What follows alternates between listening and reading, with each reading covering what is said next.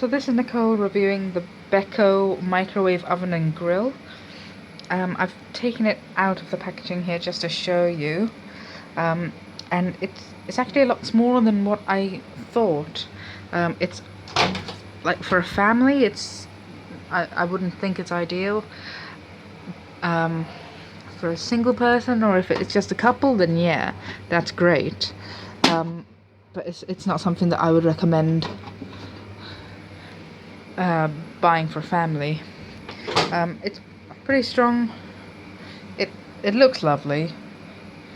It has like defrost settings, and cooking settings as well, which is useful.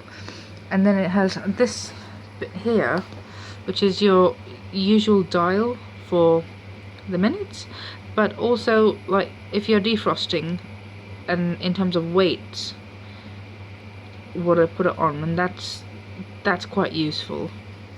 So to here, it's pretty quiet, I think, for a microwave.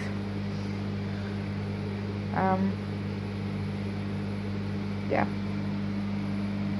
very compact. I think that's the only negative that I have about it, that it's smaller than what I originally thought. Otherwise, I think it's pretty good.